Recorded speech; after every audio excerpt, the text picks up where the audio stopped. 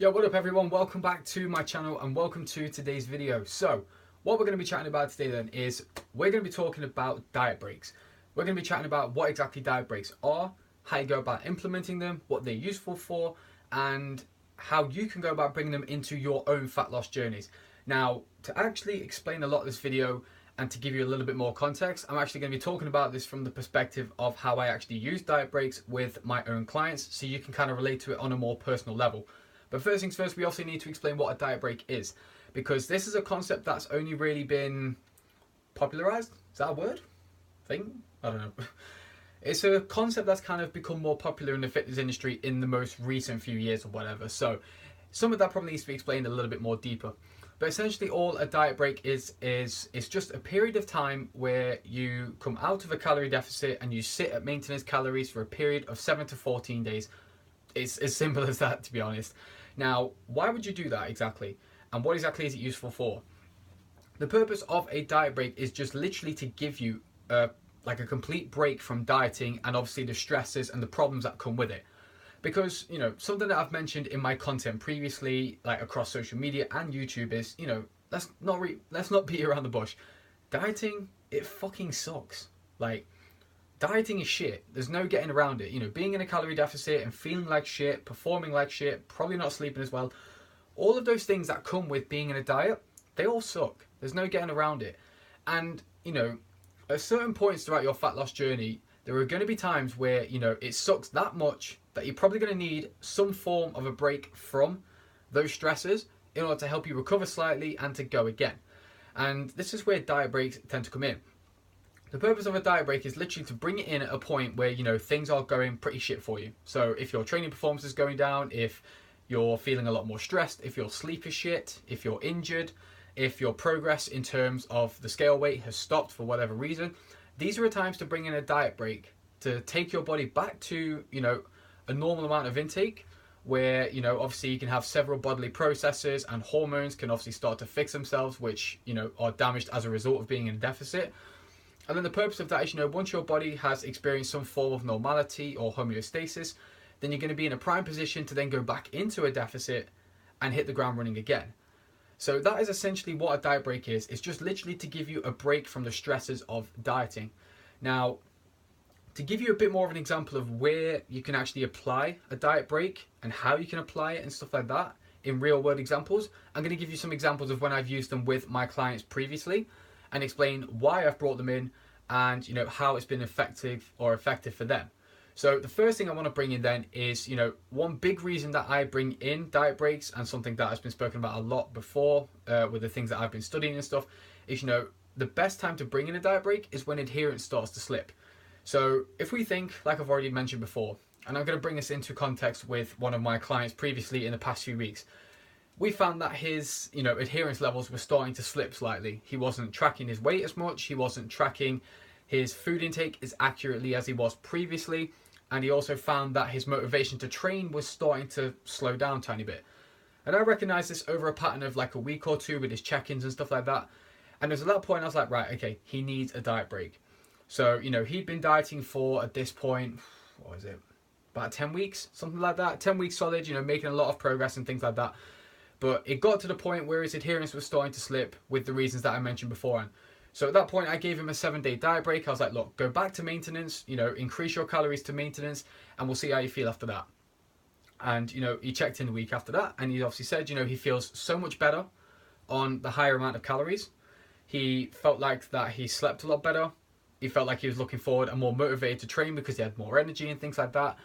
And, you know, overall, by the end of the diet break, he was feeling a lot happier. And, you know, obviously when you're a lot happier and you're a lot more motivated to train, you're a lot more dedicated to the cause. So when I dropped him back into a deficit, his adherence levels are going to be up here again, which means that he's going to be putting in all the effort into his training and diet, and he's going to be able to dig deep and get the results that he needs. So that was one big reason I brought it in. Another example is, I'm trying to think. Okay, so a few weeks ago, I also had a client, you know, who's been in a deficit for, God, where are we now? A few weeks now? No, it's probably longer than that, sorry. It's been a while. But anyway, what we found is that my client, his training progress was slowing down quite considerably.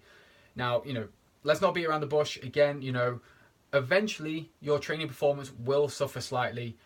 you know, as a result of being in a deficit. At the end of the day, you're purposely underfeeding the body, so therefore you're going to harm recovery, and you're also harming potential energy levels when you go into train. And you know, when it comes to things like vertical pressing lifts, like bench press and OHP, those things very much rely on having like body weight and stuff. The more body weight you have, the better center of gravity, which means you're going to be able to handle more load. So as you start to decrease your body weight, you're going to suffer on those lifts. But I'm kind of going off on a tangent here. But anyway, at the end of the day, his training progress was slowing down considerably. He wasn't, you know, getting any new PBs. He wasn't smashing the logbook.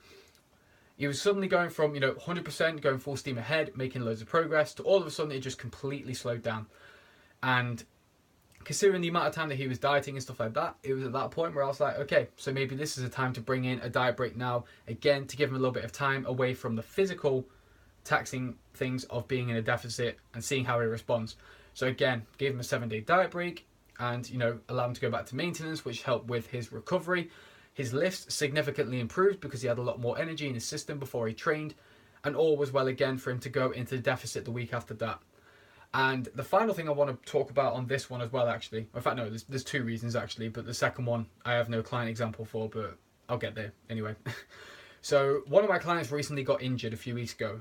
He got a lower back problem, and it actually stopped him doing a lot of his training. And I'm talking, you know, 50% of his training volume he couldn't do because of his back injury.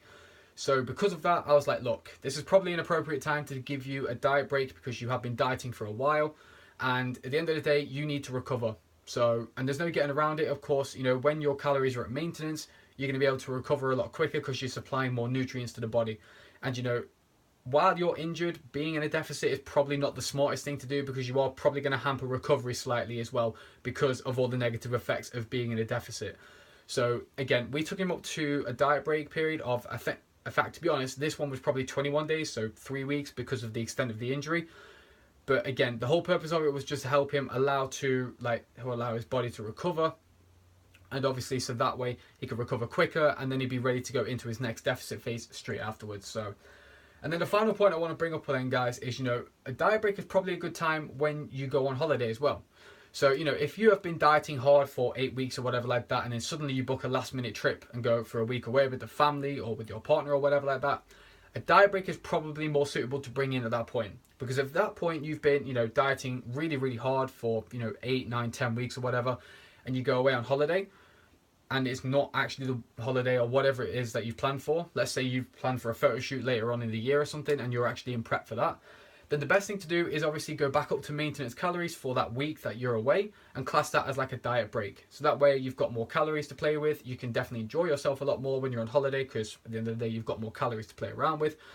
And at the end of the day, it just means that you're not going to be trying to diet while you're on holiday. So, you know, technically you'll be in a position where you'll be able to just enjoy yourself while you're on holiday and you won't have to worry about your diet as such anymore because you are being put on a purposeful diet break at that period of time. So that way you're going to maintain your current body weight and your like current state of your physique, and you don't have to worry about anything else. But those guys are pretty much the reasons that I bring in a diet break, or, you know, the scenarios in which they're useful for. But to kind of bring a bit of context to you, so, you know, when is a diet break going to be more specific to you? When are you going to need one? And, you know, the simple answer to that is, you know, when you feel like you need one, if you feel like there's a certain area of your life which is being affected because of the diet, you know, whether it is the fact that your weight loss has stalled, whether it's to do with the fact that your training progress has slowed down considerably, whether your stress levels are high, whether your sleep is shit, or whether you're just feeling like shit in general because of the diet, that's probably a good sign to tell you that you need a diet break. It's not going to ruin your progress by going up to maintenance, because at the end of the day, you're going up to maintenance, you're going to maintain your current body weight. But all that's going to do is you're going to spend that week at, you know, getting away from the problems of being in a deficit. It's going to allow your body to heal, return to homeostasis.